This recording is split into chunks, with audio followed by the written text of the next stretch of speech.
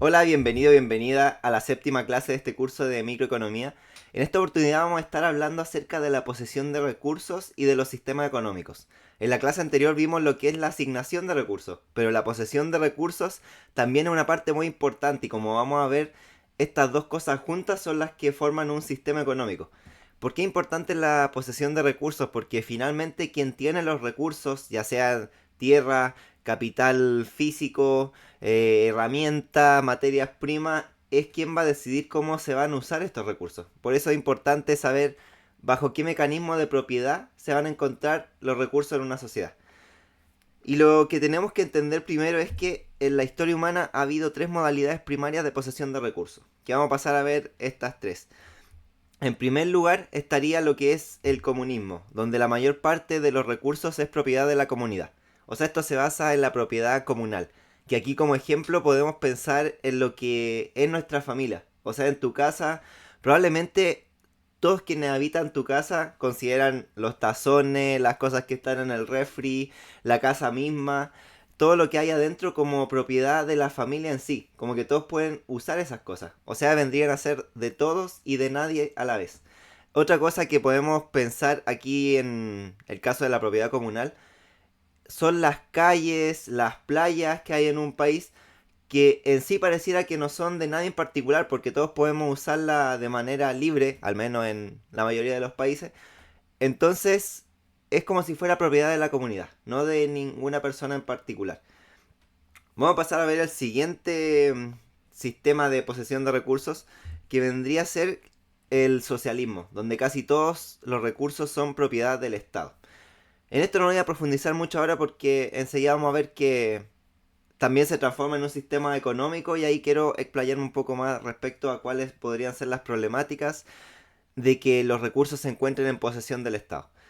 Luego tenemos el capitalismo donde la mayor parte de los recursos es de propiedad privada. O sea, las casas, los edificios, las maquinarias, todo viene a ser propiedad de personas particulares.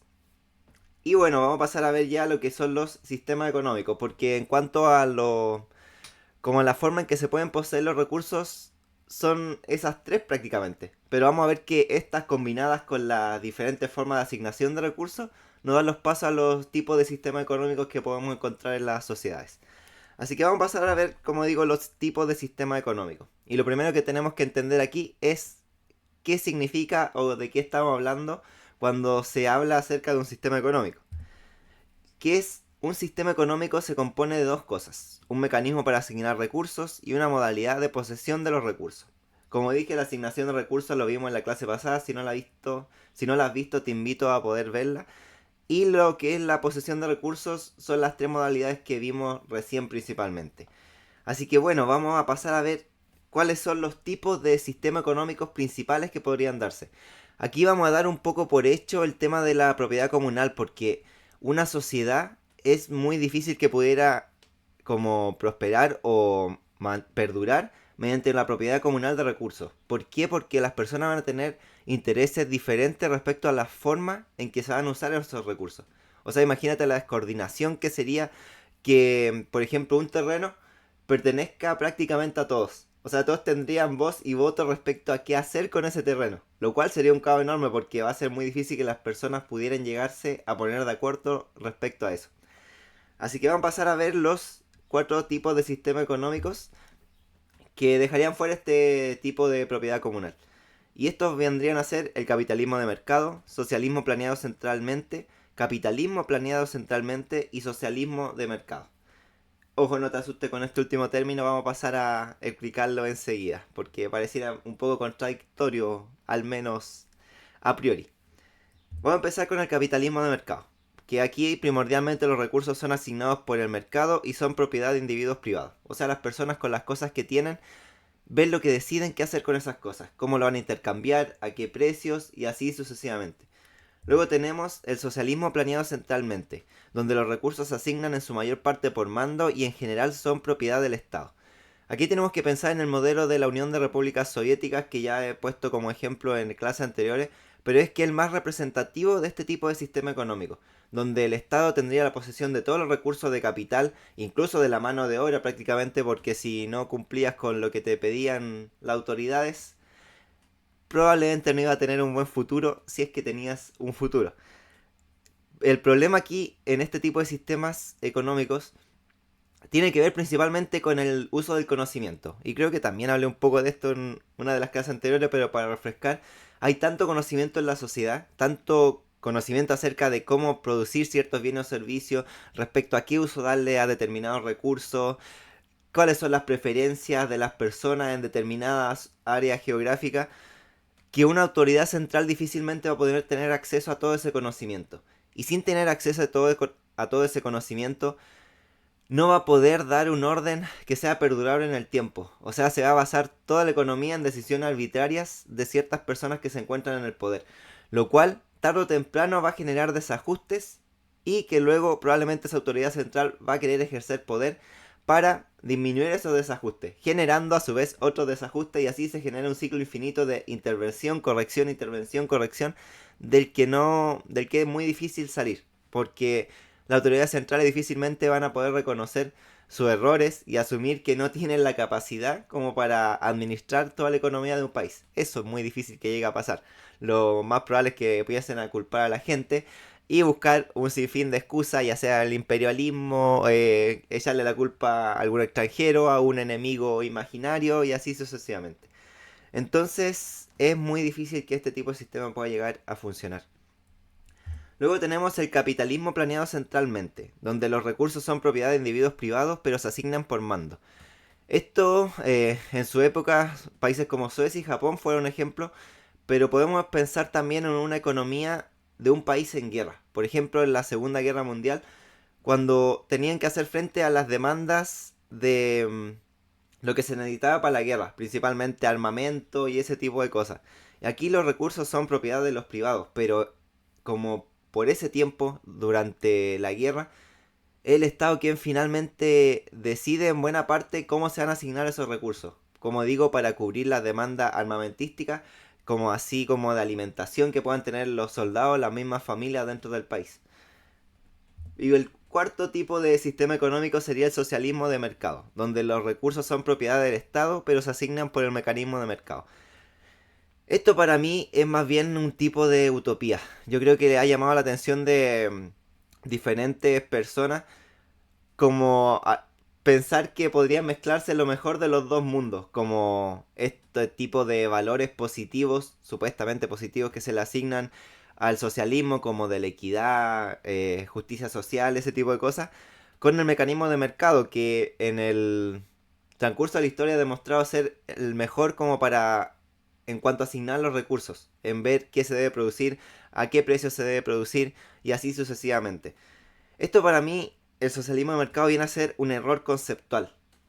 Porque para que haya mercado, primero tienen que poderse fijar los precios de manera libre. O sea, las personas al intercambiar sus bienes y servicios van determinando los precios. Eso da lugar a los intercambios, que en sí es lo que viene a ser el mercado.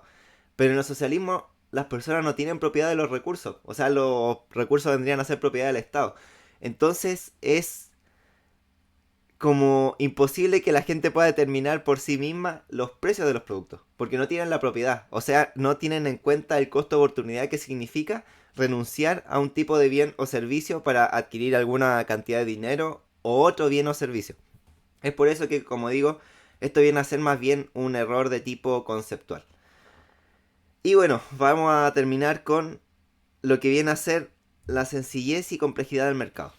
En este curso de microeconomía, como puse en la lista de reproducción del canal, que te invito a verla por si no has visto las anteriores clases principalmente, aquí me estoy basando en un libro académico de microeconomía. Y este libro se basa principalmente en el funcionamiento del mercado, como en lo que vendría a ser una economía capitalista de mercado o economía de mercado de forma resumida. ¿Y por qué? Porque al final esta es la forma que se ha dado principalmente en diferentes partes del mundo y es la que ha demostrado mejores resultados en cuanto a el progreso económico de los países. Sí, se pueden generar ciertos como... No son injusticias, eso hay que recalcarlo, pero sí puede quedar gente atrás en cuanto al poder económico y tal vez no llegan a cubrir sus necesidades básicas. Y aquí es donde yo digo y también defiendo políticamente, esto ya en un tema aparte, que el Estado podría entrar a cumplir un rol en garantizar que, por ejemplo, nadie muera de hambre, que se tenga un techo bajo el cual dormir y ese tipo de cosas, cubrir las necesidades básicas. Porque como sociedad no sería deseable que quede gente sin comer o que no tenga dónde dormir, que mueran de frío en las noches de invierno. Eso obviamente algo con lo que no estoy de acuerdo y considero que si la acción de la parte privada, que la parte privada venimos a hacer todos como personas, no logra suplir esas necesidades de esa gente, sí el Estado podría cumplir una parte de ese rol. ¿Y por qué decimos que hay sencillez y complejidad al mismo tiempo en el mercado? Porque para las personas que interactúan en el mercado es bastante sencillo. O sea, para compradores y vendedores tienen la posesión de sus recursos, ahí van a un mercado ya sea de manera física o digital hoy en día y ven a qué precios pueden comerciar esos productos y en base a eso deciden si intercambiar o no intercambiar. O sea, es algo, un mecanismo demasiado sencillo, pero a la misma vez para los economistas, quien quiera estudiar esto, puede ser muy complejo. Porque, o sea, estamos estudiando algo que se basa en decisiones individuales, en preferencias individuales. Entonces, ¿cómo vamos a saber cuáles son las preferencias individuales de todas las personas? ¿Cómo vamos a saber en qué momento cambian esas preferencias o cuáles son todas las variables que pueden hacer modificar esas preferencias? Es algo muy complejo de estudiar en economía. Es por eso que en una de las primeras clases decía que en economía se usa mucho modelos. Se usan mucho los modelos para tratar de entender cómo funciona la economía. Y ya en la próxima clase vamos a empezar a ver lo que es la oferta y demanda, que son el modelo como principal de la economía, el más famoso yo creo, para entender cómo van variando los precios y las cantidades comerciadas en determinados mercados o países. Ahí ya vamos a entrar en materia más como más densa, lo que ya tiene que ver con la economía. Estas clases han sido más bien conceptuales para entender en qué parte de la economía nos vamos a estar enfocando. Porque también es importante entender que esto que se estudia aquí es una parte de la economía. Hay diferentes teorías económicas, diferentes visiones acerca de lo que debería ser la economía, como en esa parte normativa de la que hablábamos en la primera clase. Y por lo tanto, abarcarla toda la economía, o sea, para mí requeriría una vida completa, porque son muchas teorías, muchos autores, muchas maneras diferentes de verlo, y como vamos a ir viendo, espero después poder hacer cursos como de otros tipos de economía, entre comillas, porque la economía en sí es una misma ciencia social, pero como digo, hay diferentes corrientes. De hecho, dentro de lo mismo que vendría a ser como una economía capitalista o una economía socialista, van a haber autores que van a diferir, que van a decir que se deberían hacer las cosas diferentes en un país. Pero eso ya es tema para otros videos. Aquí la idea no es complicar de más el tema. Lo que me gustaría es que te quedes, que el mercado a la vez es sencillo para la gente que compra y vende en él, pero para entenderlo puede ser muy complejo. Y por eso es que se usan modelos para simplificar la realidad y así poder tratar de entender cómo es que funciona todo este mecanismo. Y eso es resumidamente. Así que bueno, lo vamos a dejar hasta aquí. Muchas gracias por llegar hasta este punto. Suscríbete al canal para ver las próximas clases. Como te dije, hay una lista de reproducción en el canal para que puedas ver todas las clases de una si es que te perdiste las anteriores. Y también ahí voy a ir agregando las próximas que haga. Y nos vemos en la próxima si la vida lo permite.